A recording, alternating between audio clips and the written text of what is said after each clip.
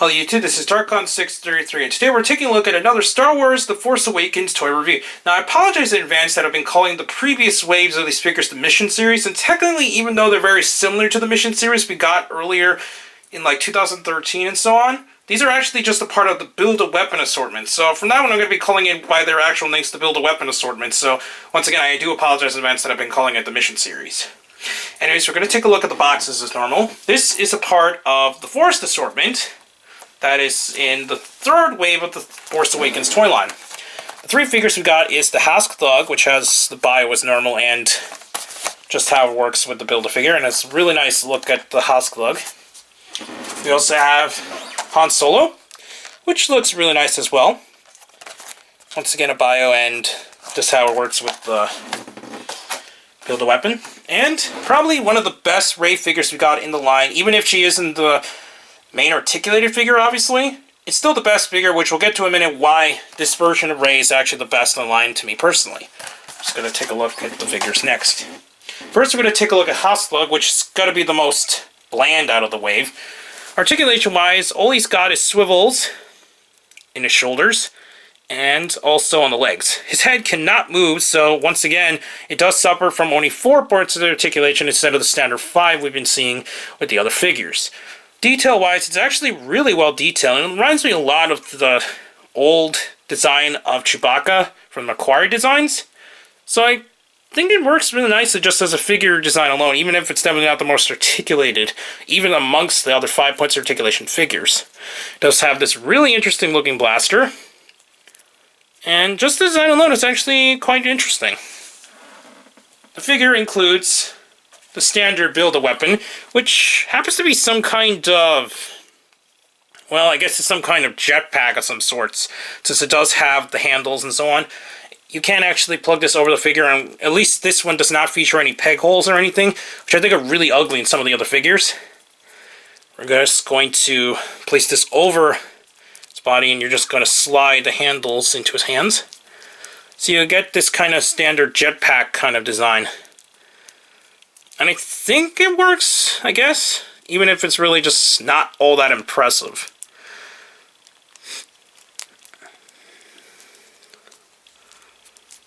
There you go. Yeah.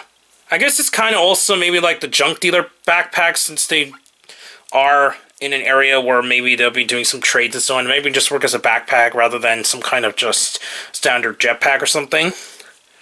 But I guess it does work. Depends on what character you're going to put it on, though. I'm just going to pull this out so we can look at the other two figures in this wave. Next, we're going to take a look at Han Solo. Han Solo is pretty much just what you expect from a Han Solo figure. His head, it's ball jointed, so you can look up and down just a tad bit and swivel all the way around. Swivels in the shoulders and swivels in the legs, which are really tight, so that's really nice. What's also cool is that this figure, similar to the 6-inch, is that it can actually store his signature blaster in a holster as well. But for some reason in my figure, I'm not sure if this might be for all of them, he doesn't like to hold it very well, so as you can see it just kind of spins around a little bit too much, and I kind of wish it was a little bit more secure. I'm actually just going to slide it and keep it in the holster since it works a lot better there for some reason. Next, we're going to take a look at his Build-A-Weapon part, which is another type of little blaster. A little better. I think this is a very scientific kind of blaster, and I guess you can kind of get away with it if it was in the movie. It does look like something it could have been in the film, but it isn't. You can just plug this into his hand, and yeah, I guess it works okay. It's not the worst I've seen for the Build-A-Weapons. So, I guess that's pretty cool. Now we're going to take a look at Rey. Articulation-wise, she's the standard 5 points. Her head is on a ball joint. Swivels in the shoulders. Slid off, so we're just going to look at that in a minute. And also swivels in the legs. Now, the reason why this version of Rey is the best is because she actually includes the signature blaster that we've seen in a lot of the trailers and what she uses for most of the film in the later half. And you can actually put this in her hand. It actually stays on pretty well, so you can see. And you can actually put the lightsabers in her hand too. So it actually includes the lightsaber as well. So that's really nice. It actually includes some of the best accessories, I think, in the 6-inch line so, sorry, 4-inch line so far. Just gonna take this aside, and you're gonna store the blaster back in her holster, which actually stays on really well, so that's really good. And she also includes another build-a-weapon as standard, and this is kind of based on her actual staff. So even if you don't have a staff from the other figures, you can kind of give this to her and it'll kind of work. As you can see, it doesn't really work that well since it doesn't have the standard strap that's featured on the other staffs. And it does have this this giant piece sticking up in the middle, so it is a bit strange. But it is mostly based on her staff, as you can see from the design there. So it works really well, I guess. You can plug this on and it becomes a spinning staff. So I guess this is their way of kind of demonstrating the way that it looks like when she spins her staff. You need to plug this over her arm by the looks of it,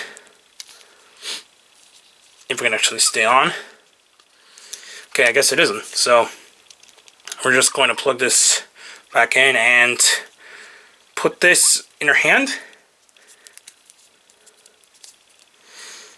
which doesn't stay on very well for what I can see there.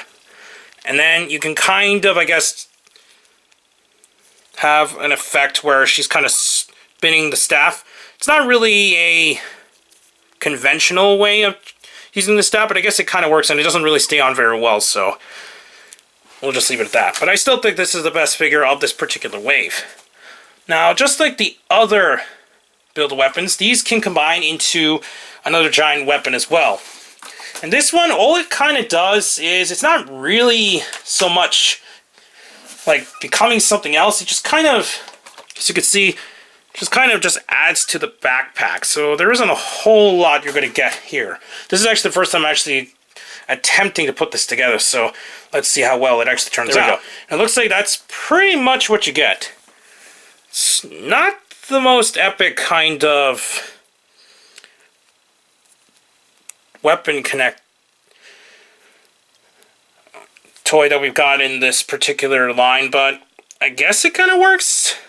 I can see what Hasbro's trying to do with these build-a-weapons, but they're just really not that impressive, and I really don't like some of these. But at least it kind of gets the job done, I guess.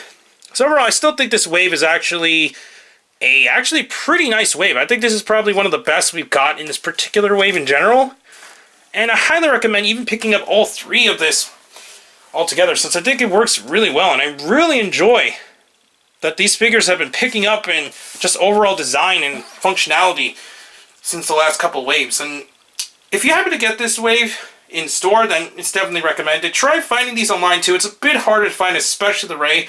From what I can tell, almost all figures of Rey are almost impossible to find, except the 6-inch, since they actually boosted up the release with the 6-inch. So unfortunately, it seems like the 6-inch is the easiest version of the figure to get.